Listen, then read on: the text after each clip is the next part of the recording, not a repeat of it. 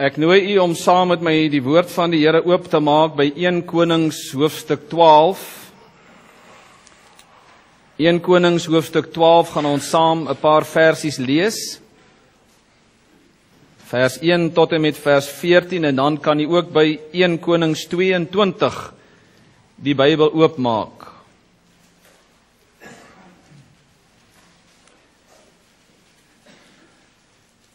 En nou het ons die wonderlike woord van die Here. En die woord van die Here is lewendig en dit is kragtig en dit is skerper as enige tweesnydende swaard. Reeds by die lees daarvan kan die Here kom en mense se lewens totaal verander. 1 Konings 12 vanaf die eerste versie. En Rehabeam het na Sichem gegaan want die hele Israel het na Sichem gekom om hom koning te maak. En net toe Jerobeam die seun van Nebat dit hoor, was hy nog in Egipte, waarin hy vir koning Salomo weggevlug het en Jerobeam was in Egipte woonagtig. En hulle het hom laat roep. Kom Jerobeam en die hele vergadering van Israel, en hulle het Rehabeam toegespreek en gesê, u vader het ons juk hard gemaak. Maak u dan nou die harde diens van u vader en sy swaar juk wat hy op ons gelê het ligter, dan sal ons u dien. En hy sê vir hulle, gaan weg tot oor 3 dae, kom dan terug na my toe, en die volk het gegaan. Daarop hou koning Rehabeam raad met die oudstes wat voor sy vader Salomo gedurende sy lewe gestaan het, en hy vra, wat raai u aan om hierdie volk te antwoord? En hulle spreek met hom en sê, as u vandag 'n dienaar van hierdie volk word, en hulle dien en hulle antwoord en met vriendelike woorde hulle toespreek, sal hulle altyd u dienaars wees. Maar hy het die raad van die oudstes, wat hulle hom gegee het, in die wind geslaan en raad gehou met die jong manne, wat saam met hom groot geword het en voor hom gestaan het. En hy vra hulle, wat raai julle aan dat ons hierdie volk sal antwoord, wat my toegespreek het en gesê het, maak die juk wat u vader op ons gelê het ligter? En die jong manne wat saam met hom groot geword het, antwoord hom en sê, so moet u hierdie volk antwoord, wat met u gespreek het en gesê het, u vader het ons juk swaar gemaak, maar maak u dit ligter oor ons, so moet u hulle antwoord, my pinkie is dikker as my vader se lendene. Het my vader dan nou 'n swaar juk op julle gelaai? Ek sal by julle juk nog byvoeg. Het my vader julle met sweep getugtig? Ek sal julle met gesels tugtig. Toe Jerobeam en die hele volk dan by Rehabeam kom op die 3de dag, soos die koning gespreek en gesê het, kom na my terug op die 3de dag, het die koning die volk 'n harde antwoord gegee. Hy het die raad wat hom deur die oudstes gegee is in die wind geslaan en met hulle gespreek volgens die raad van die jong manne en gesê, het my vader julle juk swaar gemaak? Ek sal by julle juk nog byvoeg. Het my vader julle met die sweep getugtig? Ek sal julle met gesels tugtig. Tot sover lees ons uit die woord van die Here. Ons sal later uit 1 Konings 22 ook 1 of 2 versies met u behandel. Dit was in die jaar 1961, 62, 63, waar 'n sekere dominee, hy is vandag al in die hemel, dominee Jacques Botha van die Nederduits Gereformeerde Kerk Rietfontein, 'n boek geskryf het. En die boek se naam was Gewigtige Woorde. Ek was in daardie tyd in sy gemeente gewees, omtrent 7 jaar oud. En in die jaar 2003, 40 jaar later, ek het nooit geweet van daardie boek nie. 40 jaar later kom 'n geliefde oom na my toe, wat vir my soos 'n pa voel, oom Connie Jordaan, en hy het gewerk vir Radio Kansel, en hy bly vandag in die Kaap. Toe gee hy vir my hierdie boek as 'n geskenk. Toe ontdek ek wie is die dominee. Dis die dominee by wie ek in die gemeente was, nog ongered. En hierdie boek Gewigtige Woorde het my so aangegryp dat ek 'n hele paar boodskappe uit hierdie boekie uit dan nou begin preek het. Die volgende 4 of 5 boodskappe wat ek sal bring, sal gaan oor die reeks gewigtige woorde. Die invloed wat hierdie boek op my gehad het, die invloed wat hierdie dominee op die ou einde na sy dood en die oom Connie Jordaan oor my gehad het, is verrykend, vriende. Dit het so ver gegaan dat dit my eie lewe so geraak het dat ek die boodskap gebring het en hierdie boodskap baie ander mense ook geraak het. My vrees is dat my invloed, en so gaan ek deur die lewe, vriende, my vrees is altyd dat my invloed wat ek op mense het, negatief sal wees. Vir 26 jaar lank het ek gelewe as 'n ongeredde mens. So wild soos die wildtuin en so woes soos die woestyn en niemand het niks omgesien nie en alles gedoen wat ek wil doen. En totdat die Here gekom het om my lewe te kom verander. En hierdie boosheid in my verander die 10de van die 4de maand 1983 en gesê dat ek wil hê dat ander mense ook dit wat ek gevind het in hulle lewe sal vind, die vreugde en die vrede van Jesus Christus in hulle lewe, sodat hulle lewens verander kan word. Dit het so gebeur en ek roem nie daarin nie, ek beskou myself nie waardig om op baie van die kommissies van die kerk te wees nie, maar elke keer wanneer ek in 'n kommissie sit en ek moet besluite neem saam met my broeders, dan bly hierdie gedagte by my, Johan Botha, wat sal jou invloed wees op hierdie mense om besluite te neem? Sal dit mense positief beïnvloed of mense negatief beïnvloed? Sal dit tot nadeel van mense wees of sal dit tot voordeel van die mense en van die kerk van Jesus wees? Die geweldige verantwoordelikheid deur die invloed van my lewe op ander mense se lewens. Ek weet nie of u ooit besef. Ek weet nie of u ooit sal besef en ek glo nie ek of u of niemand sal ooit kan besef die invloed wat ek en u op ander mense se lewens het nie. Spreuke 27 vers 17 sê, yster slyp yster. So slyp die een persoon die ander persoon se lewe. Dit maak permanente merke op mense se lewens, my optredes en my gesindheid en my woorde. Sommige mense se invloed op ander mense is soos 'n rubberstempel wat jy vat en jy druk hom saggies op dit en daardie stempel, as jy dit wegneem, dan is daar 'n permanente merk op daardie persoon, maar dit is sag gedoen. Ander mense kom met hulle optredes en deur hulle woorde en deur hulle gesindhede in hulle, soos daardie boer wat daardie warm yster vat. En as hy daardie warm yster vat, dan staan die bees daar, dan druk hy hom op hom en hy maak 'n merk waar hy bees so laat spring, want dit is vir hom seer. So is daar baie mense wat nie omgee wie ek seer maak nie. Wie se lewens ek verwoes nie, en jy het 'n permanente letsel wat jy agterlaat op daardie man of daardie vrou of daardie jong mens se lewe, en hy sukkel vir die res van sy lewe met hierdie merke wat jy op hom gelos het. Die invloed. Uit ons geleesde gedeelte lees ons van die invloed van mense op mekaar. Die oudstes kom en hulle sê vir die koning, moenie die las swaarder maak nie. En hy luister nie na hulle, en die jong manne kom wat sy, soos die jong mense sê, wat sy pelle is. En hy vra vir hulle, wat moet ek doen? En hy luister na hulle, en die besluit, die invloed van hierdie jong manne, maak dat hierdie koning hierdie mense laat swaar kry.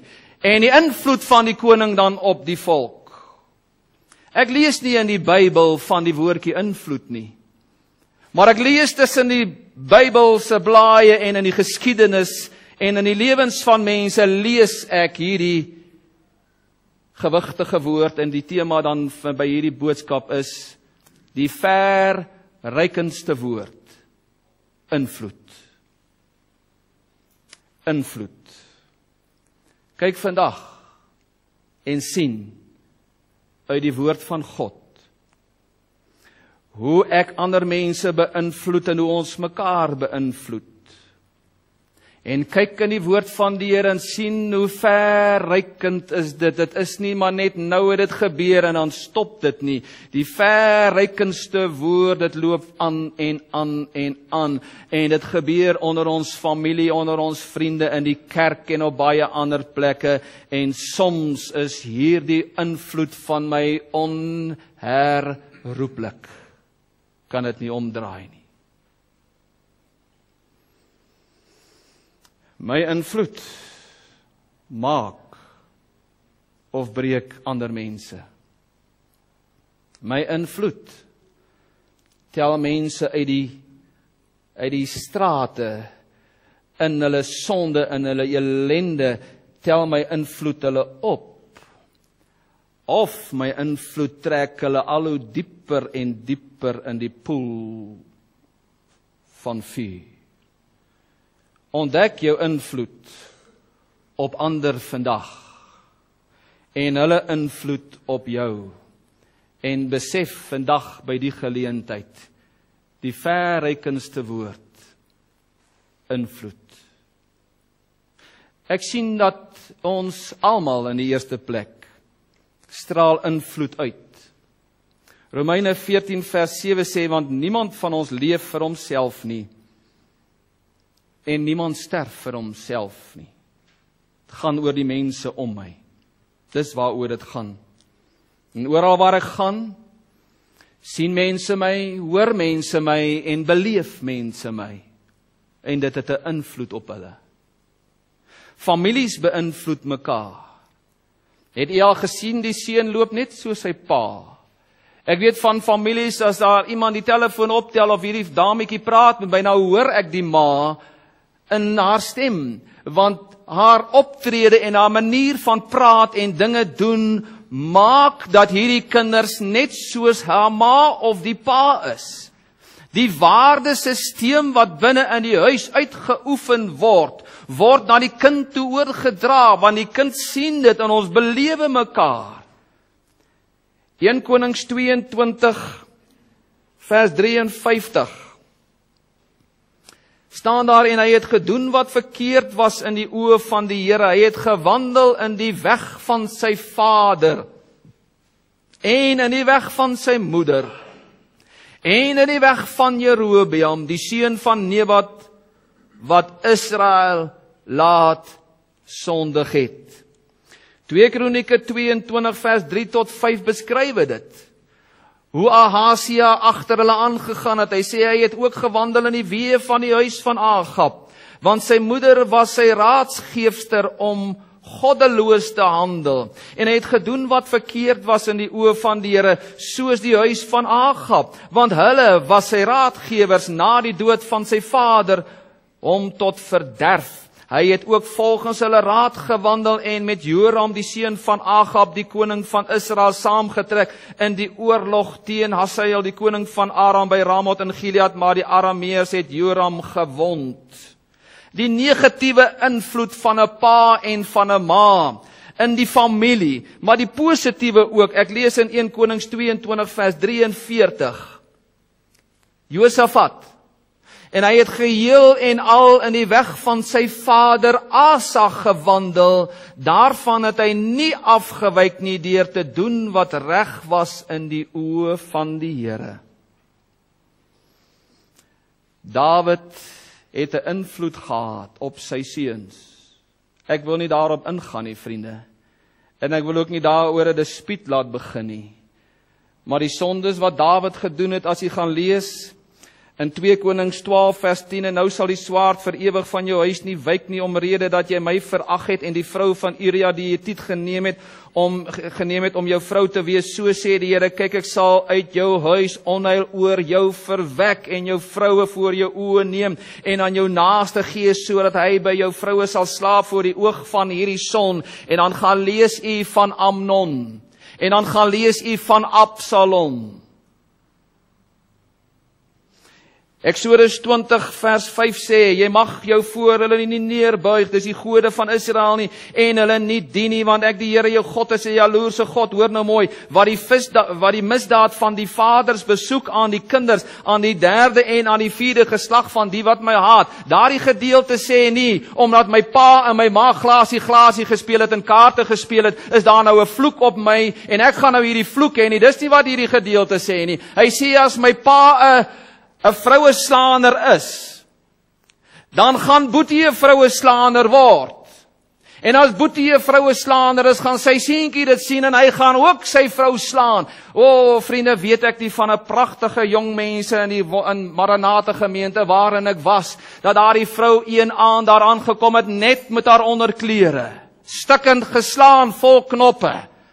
Het hierdie man haar so geslaan, en toe ons later 'n ondersoek uitoefen, toe kom ons agter, maar sy pa het dit gedoen. En daardie ou klein witkop seentjie van hom, ek weet nie wat van hom geword het nie, ek weet nie waar hy vandag is nie.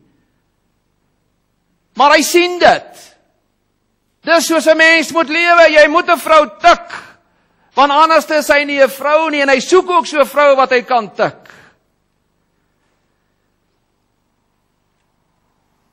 Ek lees vir u 'n gediggie.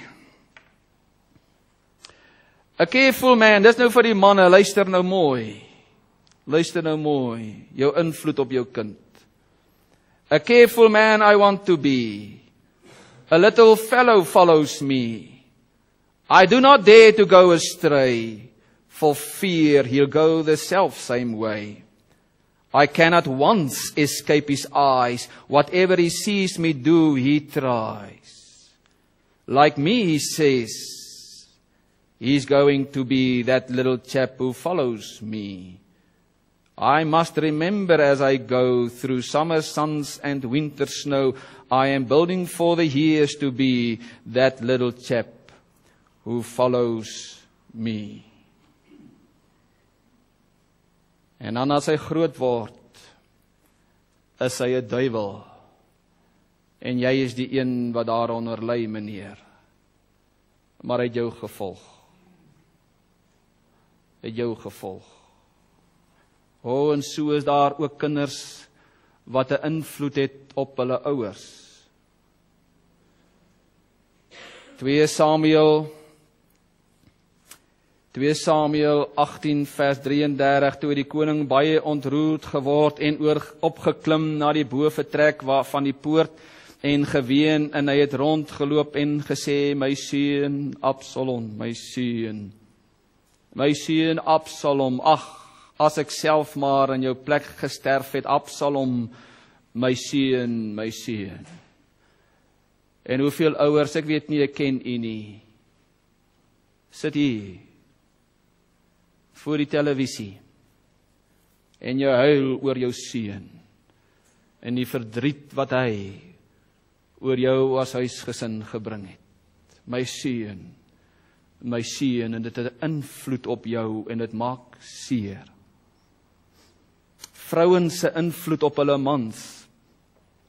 1 Konings 21 vers 25, waarlik daar was niemand soos Agab wat homself verkoop het om te doen wat verkeerd is in die oë van die Here nie, omdat sy vrou Isebel hom verlei het. Dit het al begin by Eva. U moet weet, Adam is nie verlei nie, versoek nie. Adam het aspris van daardie vrug geneem toe Eva dit neem, want hy het geweet as hy nie daarvan neem nie, dan gaan sy weg uit die tuin uit en hy gaan in die tuin, as hulle vir altyd en vir ewig uit mekaar uit. En hy neem van die vrug sodat hy ook sonde kan word soos sy. Kyk na Samson en dan sien ek hoe daar 'n vrou was wat Samson verlei het.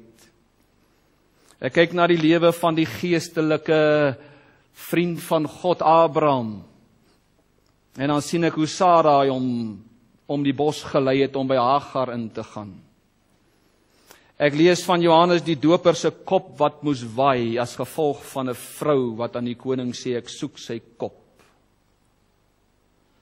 Daar was ook die invloed van goeie vrouens.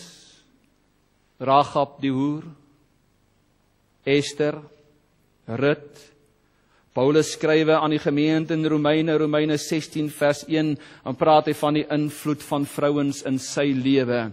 En dan sê ek beveel by julle aan ons suster Phoebe, wat 'n dienares is van die gemeente in Kenchree, en dat hulle haar ontvang in die Here soos dit die heiliges betaam, en haar bystaan in elke saak waarin sy julle nodig mag hê, want sy was vir baie 'n beskermster en ook vir my. Vers 3 sê, groet Priscilla en Aquila, my medewerkers in Christus, wat vir my hulle lewe gewaag het, nie ek alleen dank hulle nie, maar ook al die gemeentes van die heidene. O, 'n vrou van Spreuke 30 wat kosbaarder is as korale. Die invloed van gesinne is baie verreikender as wat jy ooit kan dink. Dit bring my by vriende wat my beïnvloed. Johannes 21 vers 3 staan daar, Simon Petrus sê vir hulle, ek gaan vis vang. Dis nadat die Here Jesus nou gesterf het, hulle hoor hy's dood en alles, en nou kom hy en hy sê, ek gaan vis vang. En hulle sê vir hom, wat sê hulle toe vir hom? Wie kan vir my sê? Ons gaan saam. Nou ek weet nie hoeveel vissermanne is hierso nie, maar dit kos net een visserman om vir 'n ander ou te sê, ons gaan vis vang, dan sê ek, ons gaan saam. Dan kry hulle viskoors. Dis die invloed van vriende op mekaar. Of dit nou is nou golf, en of dit rugby is, of wat se sport ook al, maar waar my pelle is, daar wil ek wees, en dit het 'n invloed op my lewe. Ek kan onthou die eerste 2 jaar van my ongeredde lewe, moes my maat net gesê het, luister hier, kom ons gaan spoorweg, daar na die kroeg toe, dan gaan speel ons 'n bietjie pool, en al die spele wat hulle daar kan speel, dan's ek daar, en dan kom ek 11 uur, 12 uur by die huis. Dis die invloed van vriende, op mekaar vriende. In Joshua 22 vers 25 lees ek, die Here het tog tussen ons en julle kinders van Ruben en kinders van Gad die Jordaan as grens gestel. Julle het geen deel aan die Here nie, so sal julle kinders dan maak dat ons kinders die Here nie meer vrees nie. Hy kom en hy sê, luister hier, ek wil nie hê dat jou kind my kind moet beïnvloed nie. Daar's 'n skeiding tussen gered en ongered. Die invloed van jong mense op mekaar, en daaroor kan ons 'n hele boodskap vandag bring, vriende. Kan ek vir julle 'n gedeelte uit die woord lees? Jong mense, sal u daarna luister?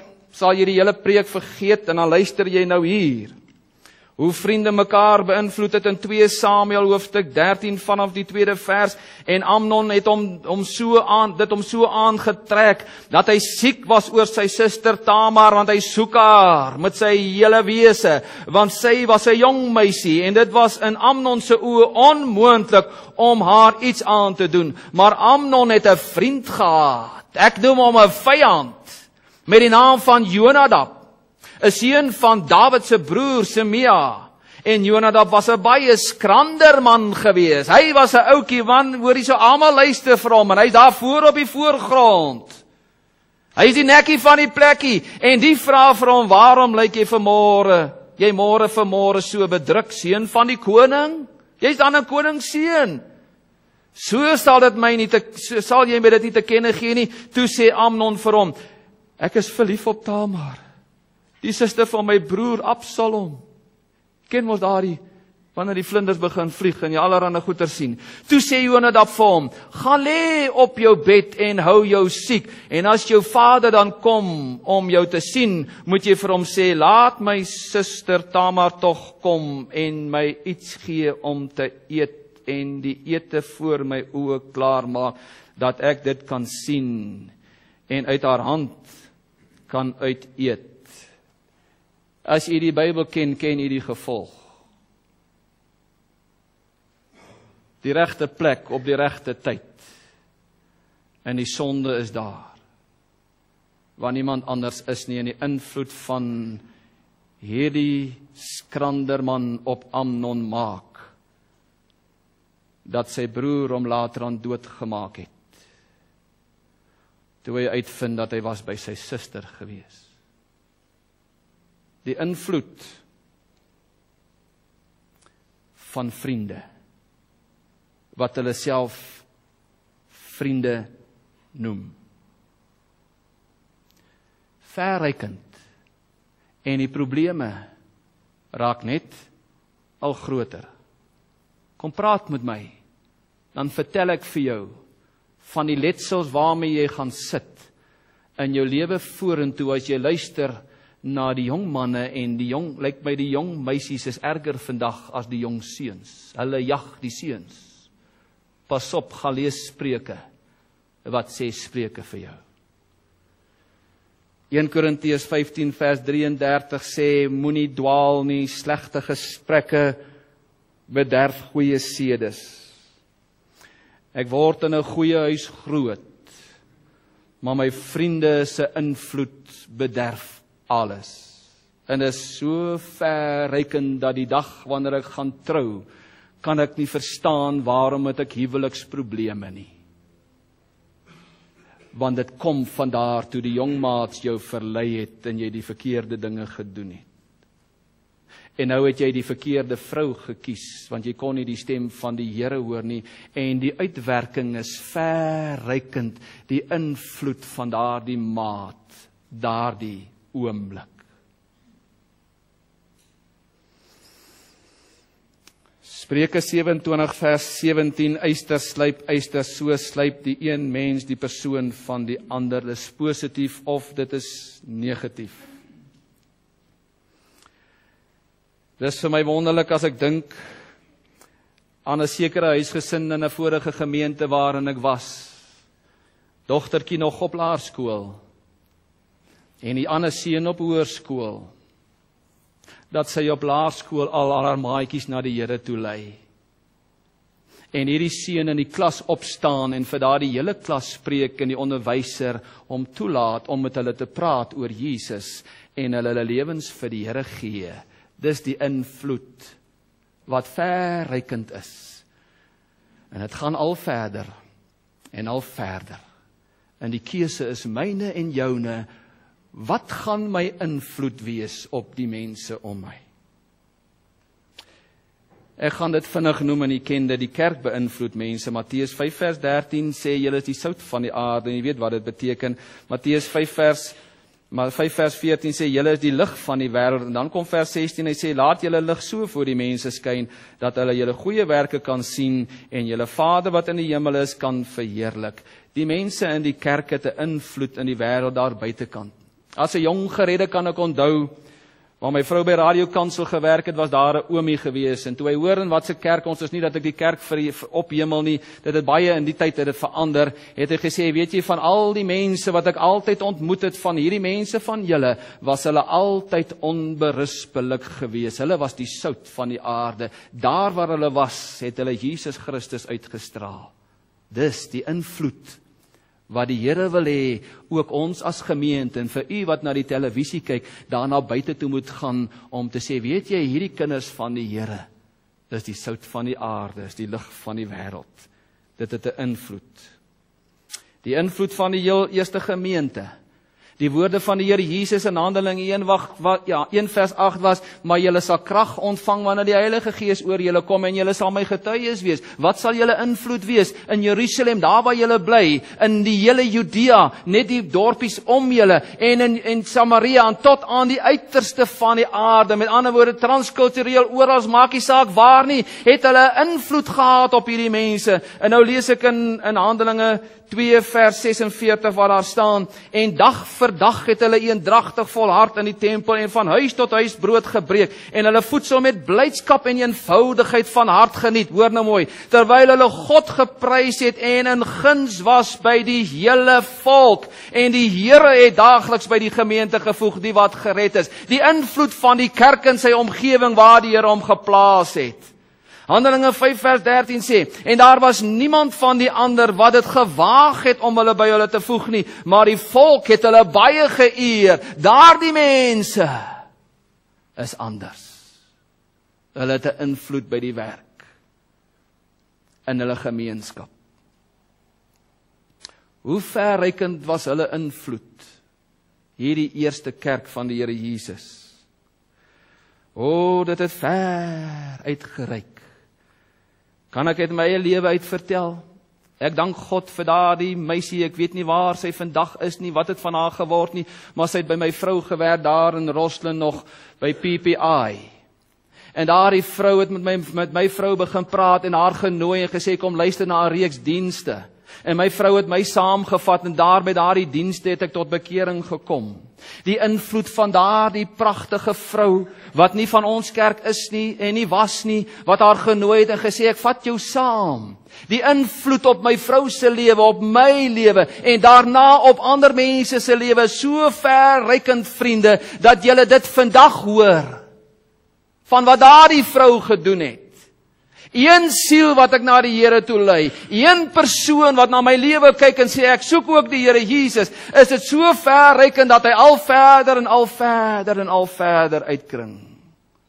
Die kinders van God maak die mense dors. En die lig skyn in die donker daar by die wêreld en in die wêreld en hulle sien dit en dit het 'n invloed op hulle lewens. Dit bring my by die gedagte van invloed kan onherroepelik wees.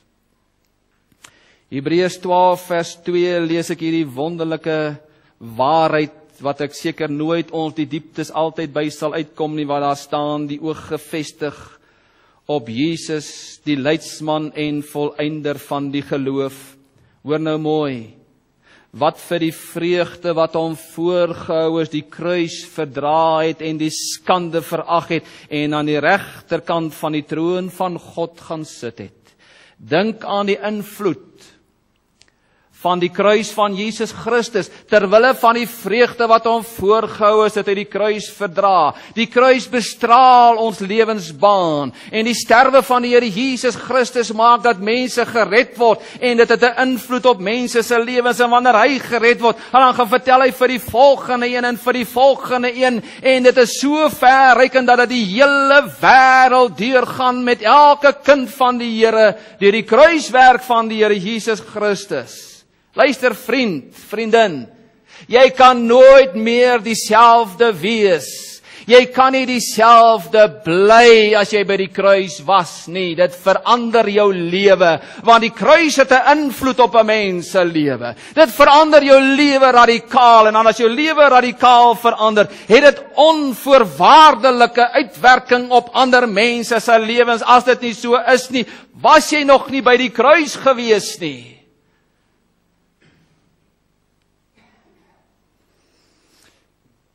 Baie negatiewe voorbeelde kan ook in die skrif opgedis word. Ons het na hulle gekyk.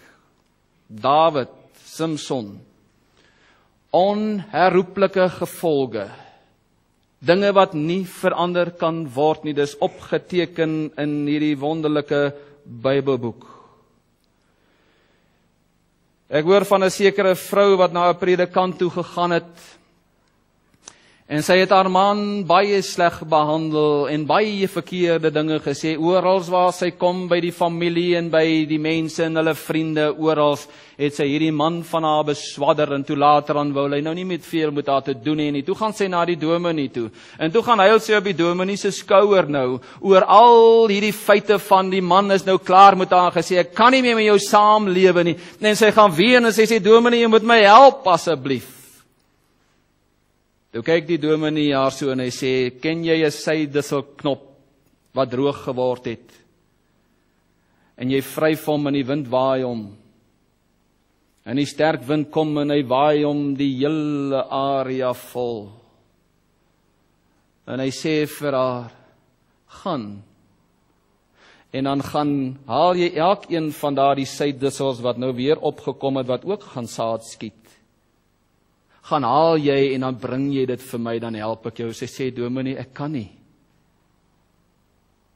Dit, my vriende, gebeur baie keer in mense se lewens. Dit wat jy van mense sê, van jou eie familie, van jou man, van jou vrou, wat jy aan hulle doen, is soos 'n sydissel wat in die wind gegooi is, en die hele wêreld en almal hoor en weet daarvan, en dis onherroepelik.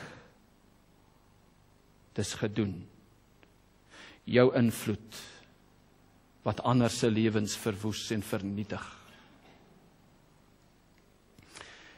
Daar is baie dade wat vergewe kan word, vriende. En God is genadig en daar is vergifnis.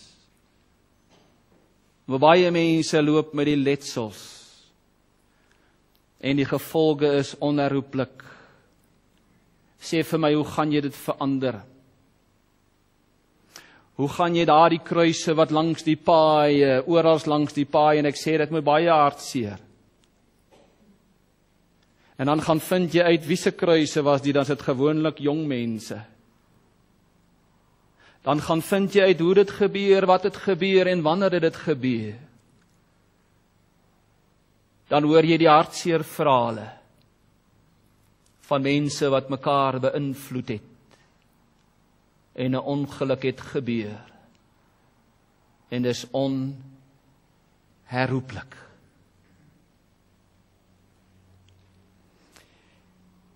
Keith Daniel het vertel van 'n sekere man, is 'n ware verhaal en hy het dit geken. Hy het hierdie my mense persoonlik geken. Het 'n sekere man baie verkeerde dinge gedoen. En sy vrou het op die punt gekom dat sy besef, maar ek is klaar met hom, gaan nou skei en is verby, is alles. En toe kom die man tot bekering.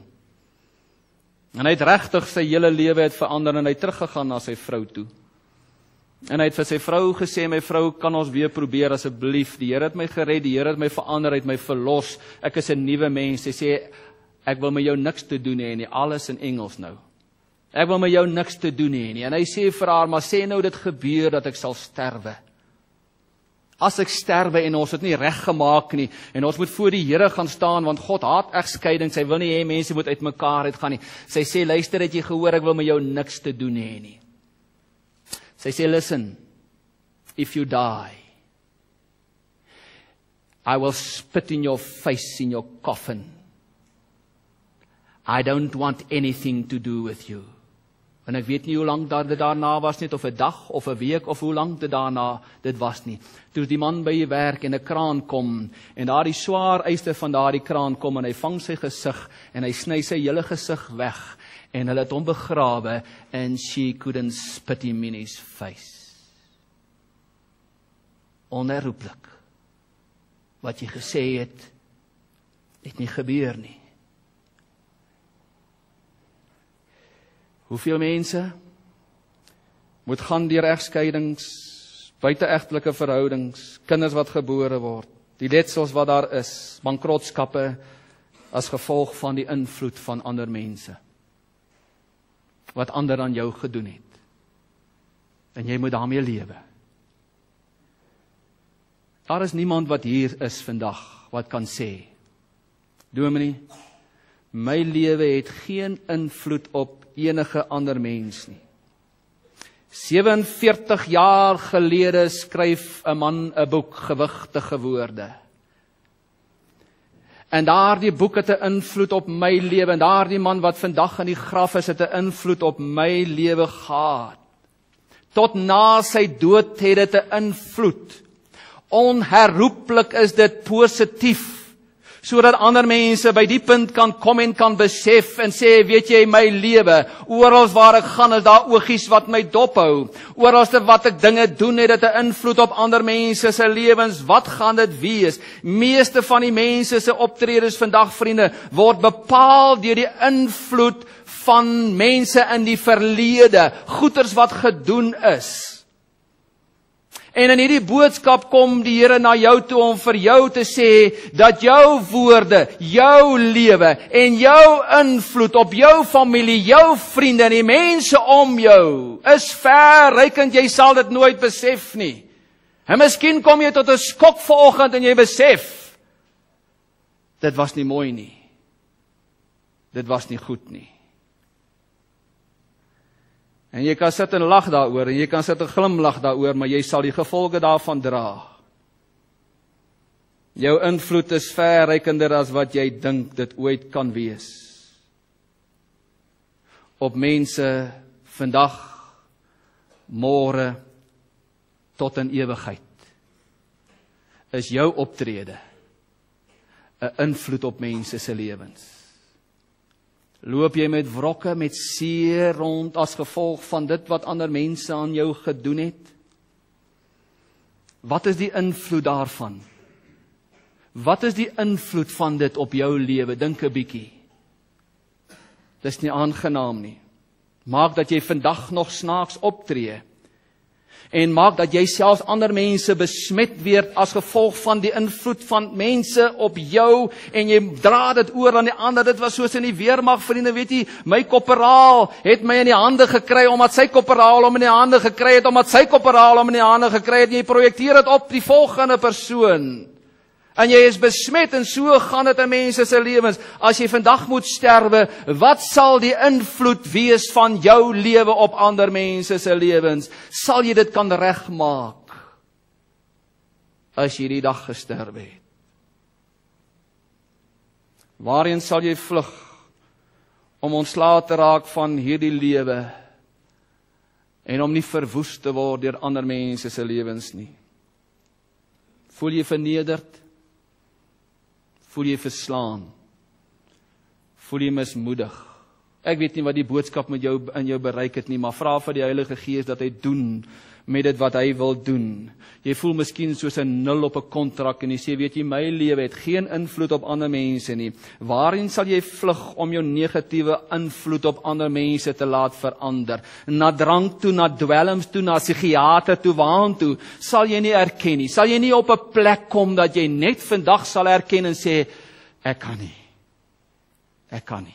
Here, ek kan nie, en ek sien wat ek aan mense doen, en ek wil nie so wees nie, kom verander my lewe. Ek wil jou na iemand toe stuur. Ek ken iemand wat jou probleem kan oplos. En ek gee vir jou die waarborg as jy na hom toe gaan. Ek sal vir jou 'n boek gee wat hy geskrywe het. En saam met daardie boek sal hy na jou toe kom en vir jou dit verduidelik en vir jou dit verklaar. En hy sal jou help sodat jou lewe ook kan verander. Want hy weet wat dit is om te wille van die vreugde wat hom voorgehou is, die kruis te verdra en die skande te verag. En die persoon se naam is Jesus Christus. En die testament wat hy vir jou nagelaat het, is hier in my hande. En hy sê, jy kan ander mense se lewens verander deur jou invloed. Waarom? Waarom die pyn wat jy het, en die seer wat jy het, en die sondes waarmee jy lewe, as gevolg van ander mense ook, wil jy ander mense seermaak? Wil jy ander mense negatief beïnvloed? Wat 'n vriend het ons in Jesus. Hy wat in ons plek wil staan.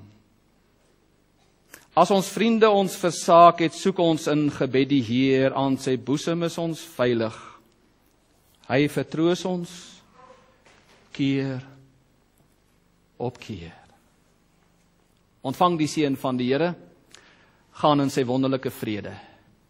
Die genade van ons dierbare Here Jesus Christus, die liefde van God ons Vader, en die gemeenskap van sy Heilige Gees wees en